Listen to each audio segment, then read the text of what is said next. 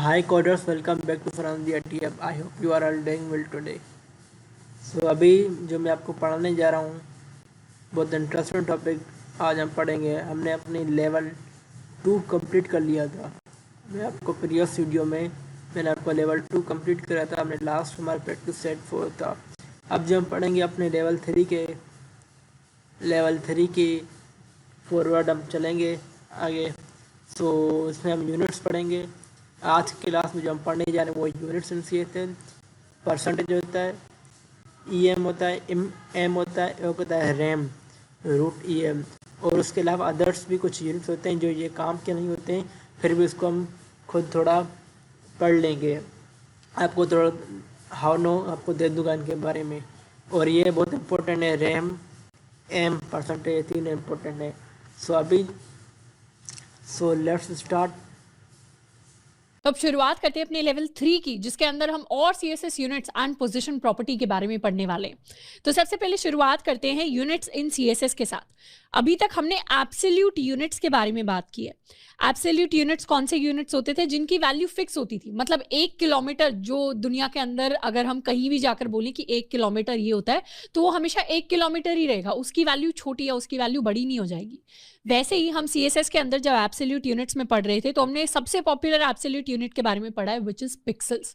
इसके अलावा हमने बात की थी कि आप CSS के अंदर सेंटीमीटर भी यूज कर सकते हैं, मिलीमीटर भी यूज कर सकते हैं, इंचेस भी यूज कर सकते हैं, बट सबसे ज्यादा पॉपुलरली और सबसे ज्यादा जो फ्रीक्वेंटली यूज होता है वो हमारे पास पिक्सल्स होता है।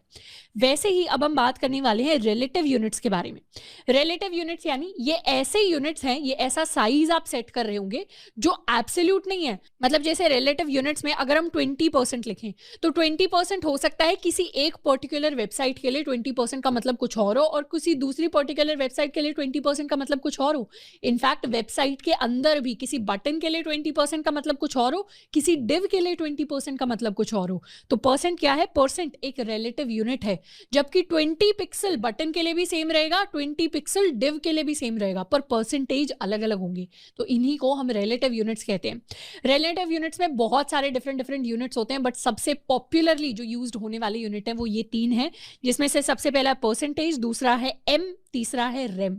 अब नाम थोड़े से इनके फनी लग रहे होंगे, पर पर्पस बहुत ही ज्यादा सीरियस एंड फ्रीक्वेंट है। सबसे पहले बात करेंगे अपने परसेंटेज यूनिट की। परसेंटेज यूनिट का काम होता है डिफाइन करना size as a relative to an elements parent object. मतलब पेरेंट चाइल्ड रिलेशनशिप की हमने पहले भी बात की है CSS के अंदर। यूजुअली क्या होता है, जो हमारा पेरेंट होता है वो हायरार्की में बाहर वाला टैग या बाहर वाला एलिमेंट होता है, एंड उसके अंदर हमारा चाइल्ड एलिमेंट आता है। तो पेरेंट की किसी प्रॉपर्टी के हिसाब से अगर हम चाइल्ड की कोई प्रॉपर्टी सेट करना चाहते हैं तो उसके लिए हम यूज करते हैं परसेंटेज का। जैसे अगर मैंने विड्थ 33% कर दी तो परसेंट क्या होगा? मतलब अगर मैंने बाहर कोई डिव बनाया है एंड इसके अंदर कोई स्पेसिफिक डिव मैंने क्रिएट किया है, तो यहां पर क्या होगा, ये जो डिव 1 है, ये मेरा फर्स्ट डिव, वो पेरेंट बन जाएगा, एंड जो मेरा div 2 है वो चाइल्ड बन जाएगा। ये है मेरा सेकंड div। तो div 2 के लिए अगर मैंने उसकी विड्थ 33% सेट कर दी है, तो मतलब क्या, div 1 की विड्थ अगर 100 थी तो उसका 33% पार्ट मेरे div 2 को मिल रहा होगा। तो इस तरीके से पेरेंट की वो स्पेसिफिक प्रॉपर्टी का परसेंटेज चाइल्ड एलिमेंट ले रहा होता है। इसका एक एग्जाम्पल देखते हैं। जैसे हमने क्या किया है, एक index.html फाइल क्रिएट की है CSS लेवल 3 के लिए। उसके अंदर style.css को क्रिएट किया है जो भी खाली है, हमारा पेज कंप्लीटली खाली है। अब HTML के अंदर हम एक div को क्रिएट करने वाले हैं। ये हो गया हमारा div, इसको ID दे देते हैं box1, एंड इसके अंदर एक और div हम क्रिएट करेंगे, इसको ID दे देते हैं box2। अब ये मेरा box2 बन गया। इन दोनों को ही हम क्या करने वाले हैं, सबसे पहले तो box1 को एक अलग से हाइट वेट हम दे सकते हैं। इसको लेट्स सपोज हाइट हमने दे दी है 100 पिक्सल्स, एंड विड्थ भी हमने इसको दे दी है 100 पिक्सल्स के इक्वल, एंड इसको हम बैकग्राउंड कलर दे देते हैं थोड़ा सा ग्रीन कलर। वहीं पर हमारे पास आ जाता है box2। box2 को हम क्या देने वाले हैं, box2 को हाइट हम देने वाले हैं लेट्स सपोज 50 पिक्सल्स, बट इसकी जो विड्थ होगी उस विड्थ को हम सेट करेंगे 30% पर। मतलब इस बार 300 पिक्सल्स, 30 पिक्सल्स, 100 पिक्सल्स ऐसा नहीं, परसेंटेज में विड्थ सेट की है। एंड इसको भी एक बैकग्राउंड कलर दे देते हैं हम let's suppose we give it a yellow colour. अभी के लिए क्या करेंगे, ये विड्थ 30% वाली प्रॉपर्टी हटा देते हैं एंड बाय डिफॉल्ट बॉक्स 2 की विड्थ क्या होगी, बाय डिफॉल्ट बॉक्स 2 की विड्थ कंप्लीट विड्थ जो उसके पेरेंट की है उसी के इक्वल होगी। तो अभी क्या हुआ, ये मेरा पूरा का पूरा बॉक्स 1 है जो ग्रीन है एंड इसके अंदर मेरा बॉक्स 2 है जो येलो कलर में आ रहा है। हम चाहें तो इसको एक अलग विड्थ भी दे सकते हैं। लेट्स सपोज हमने इसे 50 पिक्सल्स दे दिया। तो ये मेरा पूरा का पूरा ग्रीन है बॉक्स 2, यहाँ पर इंस्पेक्ट कर लेते हैं। ये मेरा बॉक्स 1 पूरा का पूरा ग्रीन है जिसके अंदर बॉक्स 2 येलो कलर में आ रहा है। बट जैसे ही हमने इसकी ये वाली विड्थ हटाकर इसे विड्थ 30% दे दी, वैसे ही क्या होगा, वैसे ही इसके साइज पर एक बार हम नोटिस करने वाले क्या क्या चेंजेस आए। आउटर बॉक्स के अगर डायमेंशन देखें तो वो हमें पता है कि 100 पिक्सल्स विड्थ है, 100 पिक्सल्स हाइट है। पर इनर बॉक्स के लिए थोड़ा सा इसके बॉक्स मॉडल पर जाते हैं। इनर बॉक्स के लिए अब जो इसका साइज हो गया है, वो हाइट तो हमने सेट कर दी थी विच वाज 50 पिक्सल्स, पर विड्थ कितनी हुई, विड्थ हुई 30 पिक्सल। हाइट तो हमने सेट कर दी थी विच वाज 50 पिक्सल्स, पर विड्थ कितनी हुई, विड्थ हुई 30 पिक्सल्स। यहाँ पर 30 क्रॉस 50 में 30 इसकी विड्थ है, 50 इसकी हाइट है। पर 30 पिक्सल्स विड्थ आई कहाँ से, वो यहाँ से आई कि इसके पेरेंट की जो विड्थ थी, पेरेंट कौन था, पेरेंट था बॉक्स 1, चाइल्ड था बॉक्स 2। तो बॉक्स 2 का जो पेरेंट था बॉक्स 1, उसकी विड्थ थी 100 पिक्सल्स एंड 100 पिक्सल्स का 30% होता है 30 पिक्सल्स। तो इसीलिए इसकी भी विड्थ है 30 पिक्सल्स के इक्वल। हम चाहें तो इसे थोड़ा सा चेंज करके मॉडिफाई करके भी देख सकते हैं। अगर हम इसकी विड्थ को थोड़ा सा बढ़ा दें यानी 50 पिक्सल्स कर दें तो इसकी आधी मतलब 50 पिक्सल्स के इक्वल विड्थ हो जाएगी। एंड अगर इसे 100% कर दे तो इसकी भी विड्थ 100 पिक्सल के इक्वल हो जाएगी which is equal to the width of इस पेरेंट। तो परसेंटेज जो होता है वो पेरेंट के कंपैरिजन में होता है। यही सेम चीज हम मार्जिन के साथ भी टेस्ट कर सकते हैं। मतलब अगर यहां पर बॉक्स 2 को मैंने दे दिया मार्जिन लेफ्ट से 10%, तो उसका क्या मतलब होगा, इसे करेंगे रिफ्रेश। तो मार्जिन लेफ्ट से 10% कहने का मतलब है कि अब इसकी जो मार्जिन है वो इक्वल है 10 पिक्सल्स के। तो विड्थ कितनी थी, बॉक्स 1 की विड्थ थी 100 पिक्सल्स, तो 100 का 10% यहां पर लिया जाएगा। मतलब जो भी विड्थ है उसका 10% यहां पे लिया जाएगा जो कि इक्वल होगा 10 पिक्सल्स के। तो इसीलिए लेफ्ट से जो बॉक्स 2 को मार्जिन मिली है वो है 10 पिक्सल्स के इक्वल। हम चाहें तो एक और चीज टेस्ट कर सकते हैं। अगर मैंने विड्थ 200 पिक्सल्स कर दी पेरेंट की, तो अब मार्जिन लेफ्ट कितना होना चाहिए, 200 पिक्सल्स का 10% कितना होता है, 20 पिक्सल्स। तो अब इसे रिफ्रेश करेंगे और अब हम इसकी मार्जिन लेफ्ट देखें तो मार्जिन हो जाएगी इनर बॉक्स की 20 पिक्सल्स के इक्वल। तो इस तरीके से परसेंटेज काम करती है CSS के अंदर and it is a very important unit of measurement in CSS।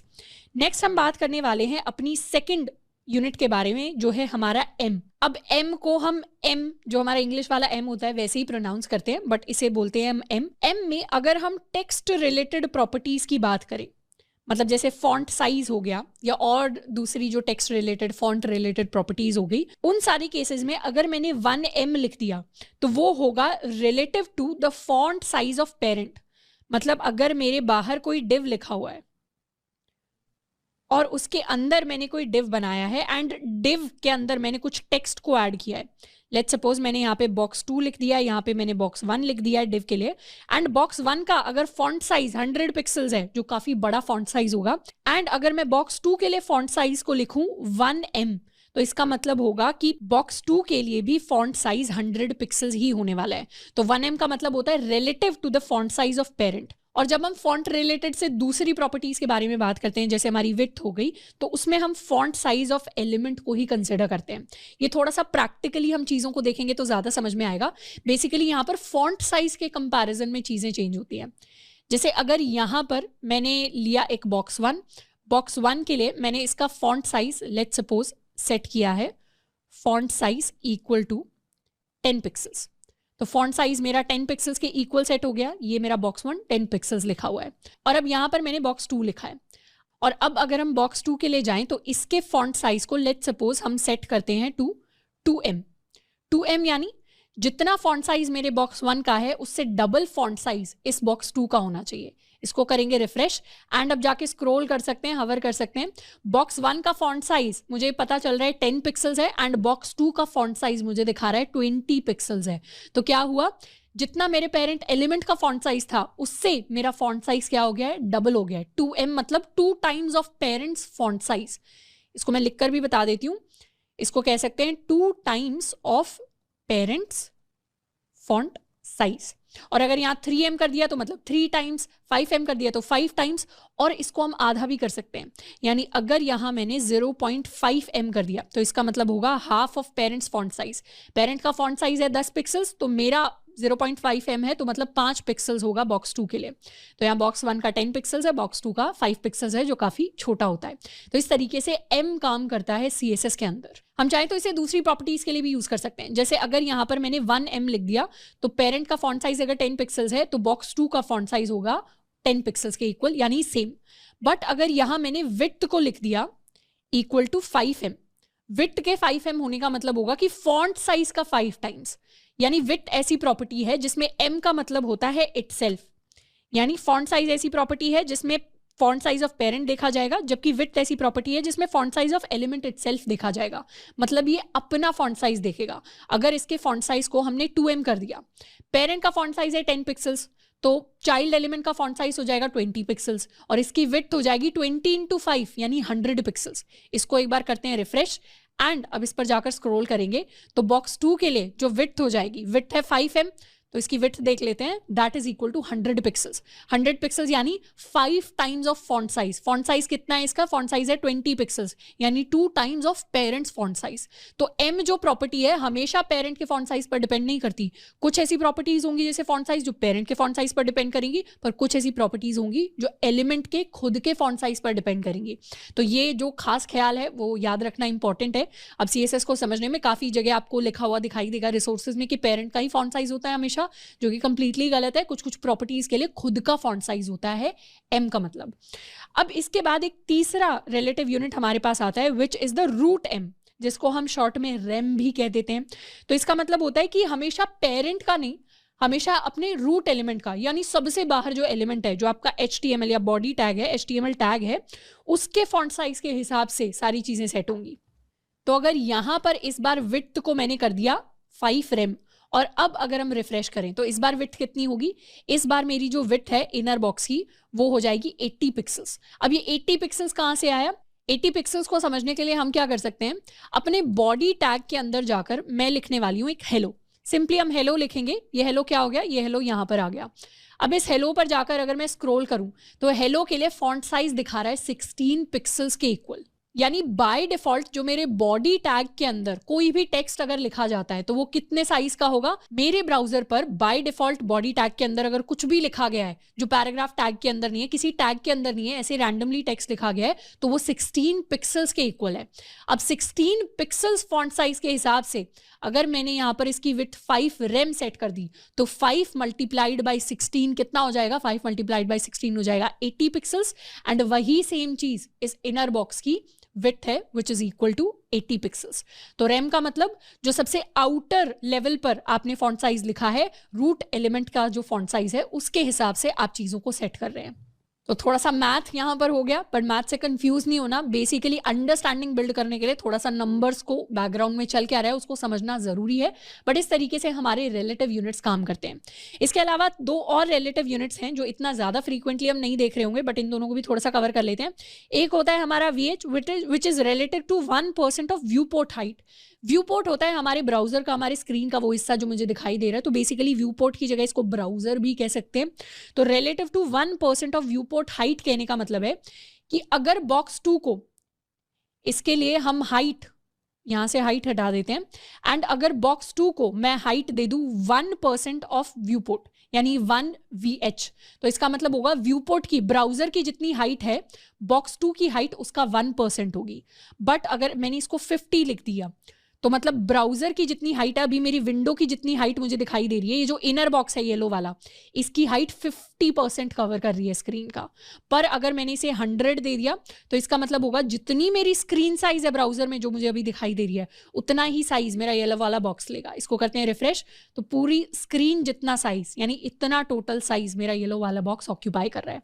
तो VH यानी व्यू पोर्ट हाइट, जितनी हाइट है स्क्रीन की उसके हिसाब से। एंड उसी सिमिलर वे में हम किसी यूनिट को रिलेटिव सेट कर सकते हैं to 1% of view port width, यानी जितनी मेरी स्क्रीन की विड्थ है, चौड़ाई है, उस हिसाब से रिलेटिव सेट करना।